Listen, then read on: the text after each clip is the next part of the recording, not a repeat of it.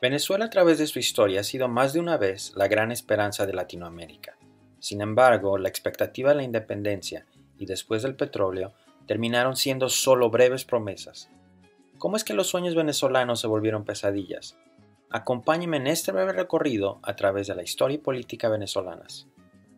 Cuando la invasión de Napoleón en 1808 sacudió la autoridad de la corona española en América, Francisco de Miranda, un caraqueño rico que había estado intentando independizar a su tierra por décadas, logró que Venezuela se declarara independiente.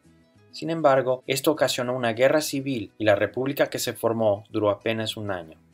La estocada final fue un terremoto que destruyó las áreas republicanas un Jueves Santo en abril de 1812, justo a los 2 años de que se estableciera el gobierno, lo que mucha gente interpretó como castigo divino y colapsó el apoyo a la república. En 1813, Bolívar lo intentó de nuevo, pero la Segunda República también fracasó. No fue sino hasta 1817, cuando Bolívar se estableció en los llanos alrededor de Angostura, hoy Ciudad Bolívar, que la independencia se consolidó, especialmente una vez que el general liberó Nueva Granada y luego regresó para expulsar a los españoles con la decisiva batalla de Carabobo en 1821. Este éxito y la visión de Bolívar llevó a la creación de una confederación conocida como la Gran Colombia, que también vino a incluir primero a Colombia y después a Ecuador y Panamá. Desafortunadamente, la confederación pronto se deshizo gracias a que había extremos desacuerdos entre sus líderes. Liberales y conservadores, federalistas y antifederalistas no coincidían sobre quién y qué debería tener el poder, o cómo debería estar dividido el país.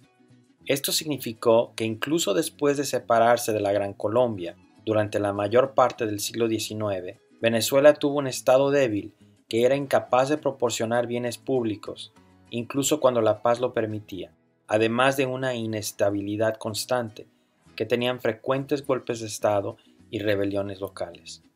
Y claro, guerras civiles, la más importante de las cuales fue la Guerra Federal de 1859 a 1863, en la que cientos de miles murieron.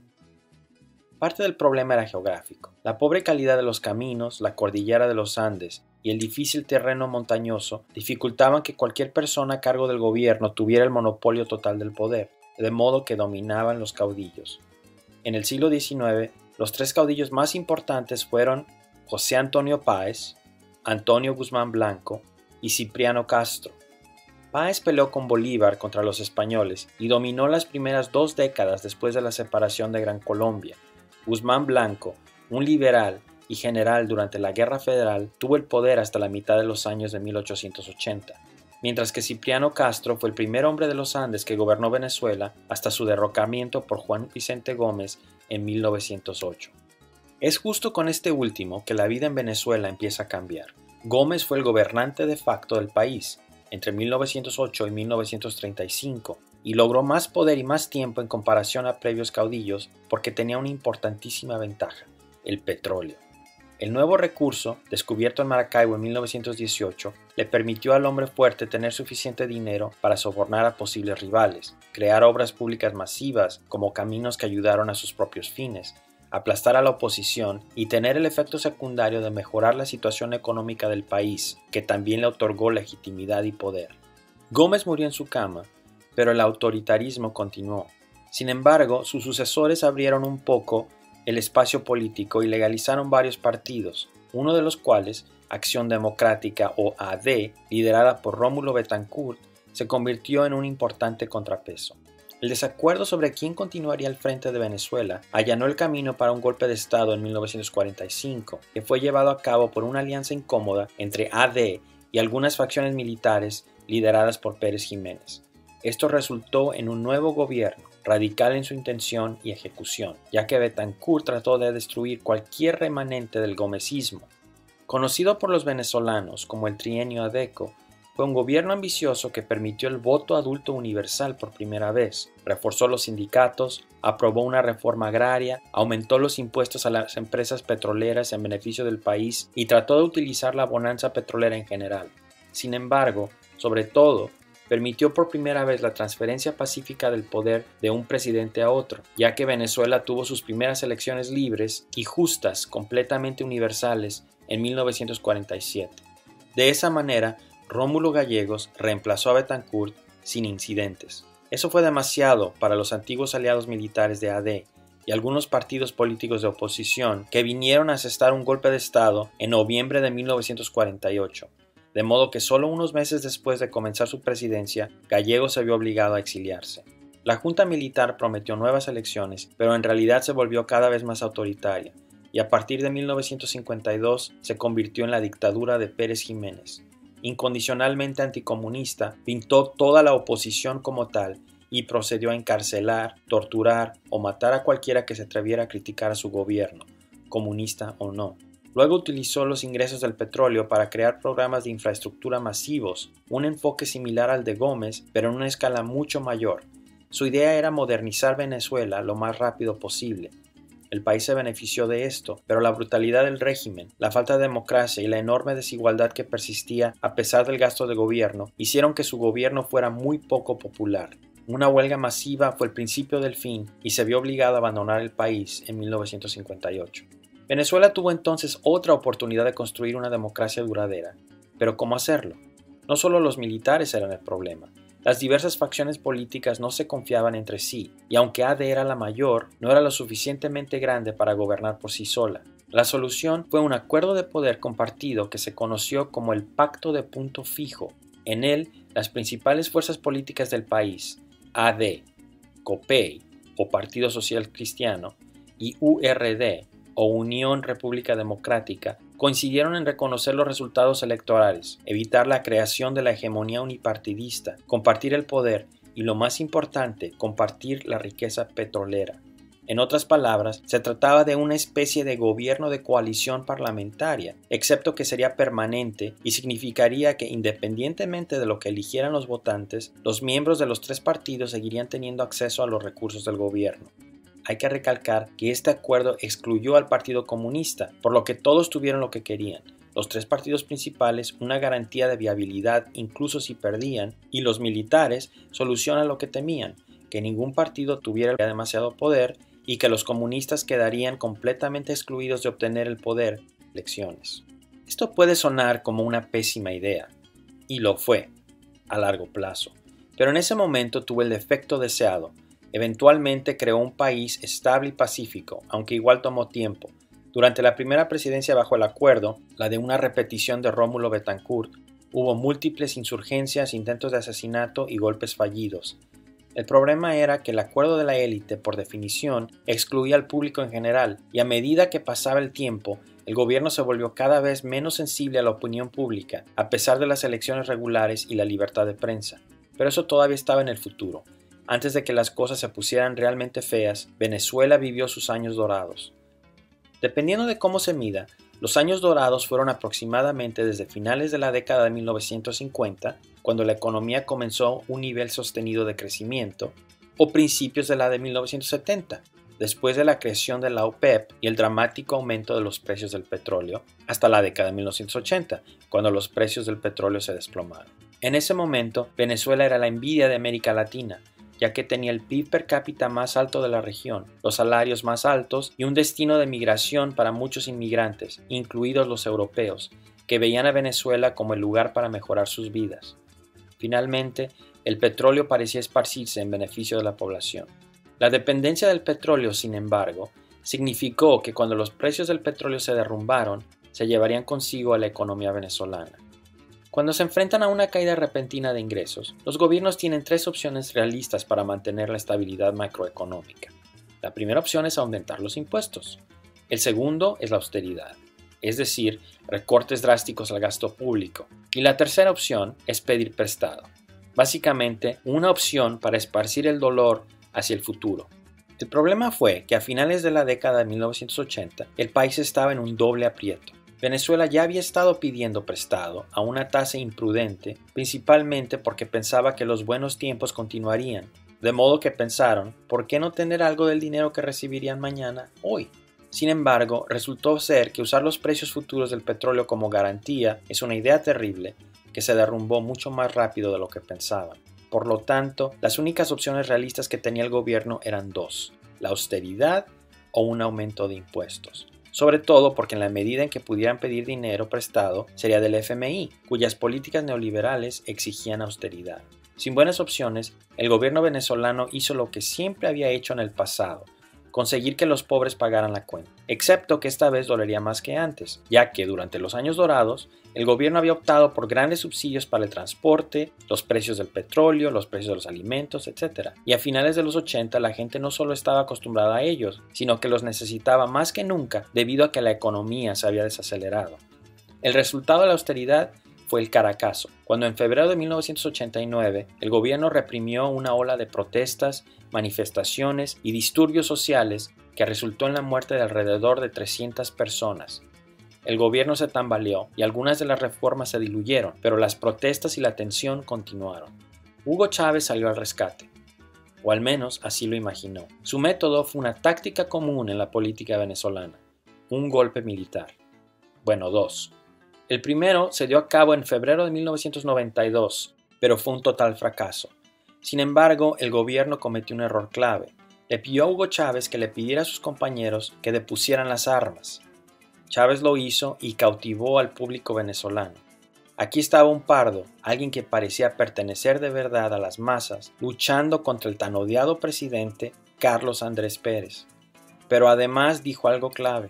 Compañeros, lamentablemente, por ahora, los objetivos que nos planteamos no fueron logrados en la ciudad capital.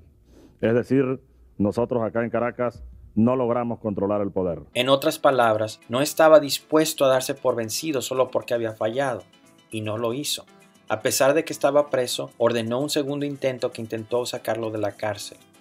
El segundo también fracasó, pero generó mucha inestabilidad política. Poco después dejó el poder Carlos Andrés Pérez, esta vez no por medios extraconstitucionales, sino por un juicio político como resultado del mal uso de los fondos públicos.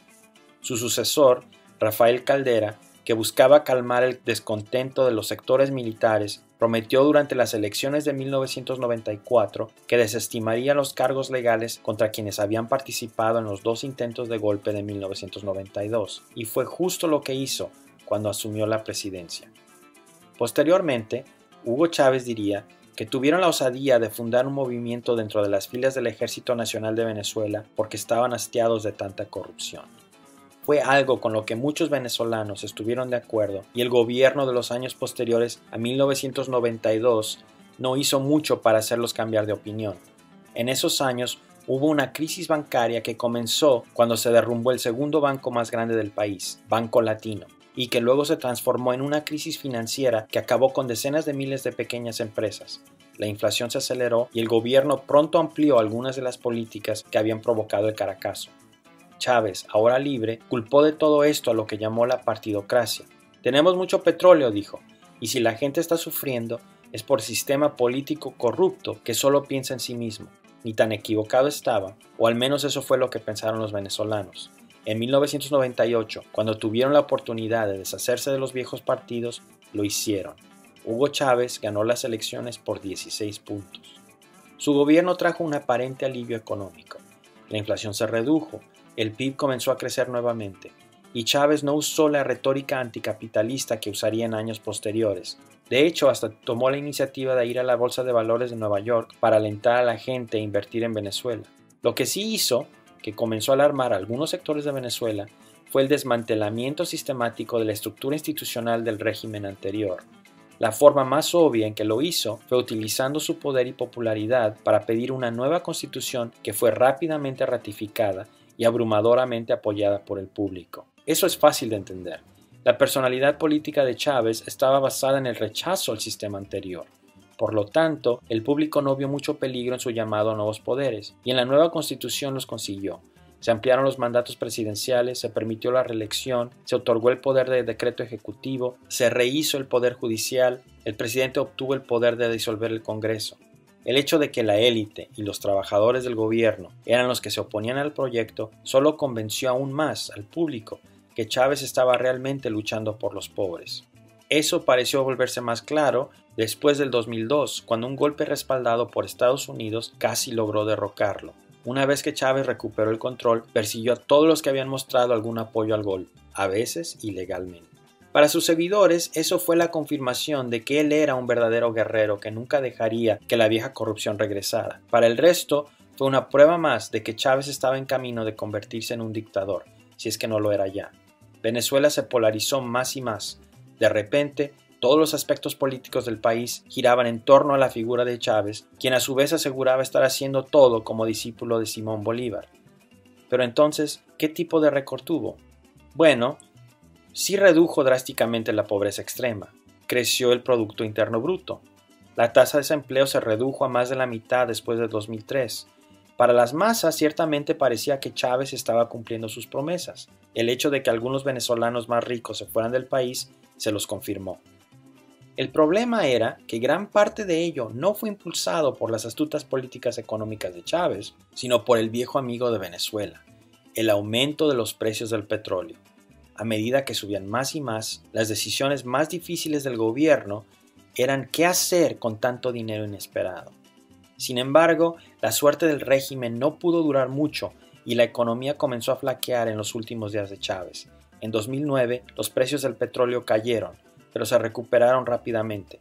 La contracción del PIB de ese año fue solo un anticipo de lo mucho peor que se avecinaba. Pero antes de que eso sucediera, Hugo Chávez contrajo cáncer. Antes de morir, se aseguró de elegir a un sucesor que continuaría con su proyecto, Nicolás Maduro. Maduro fue elegido exclusivamente por su absoluta lealtad a Chávez. No tenía el carisma del comandante y pronto tampoco tendría su arma más potente, los altos precios del petróleo. 2 años después de comenzar su presidencia, el costo de un barril de crudo se había reducido a la mitad. Peor aún, el legado de Chávez en PDVSA, la compañía petrolera nacional, había sido ponerla completamente bajo el control del gobierno, reemplazando a todo aquel que no fuera pro Chávez. Eso trajo lealtad al chavismo, pero también una pérdida de experiencia. A medida que la inversión extranjera también se agotó, Venezuela tuvo lo peor de ambos mundos. Producía menos petróleo por menos dinero.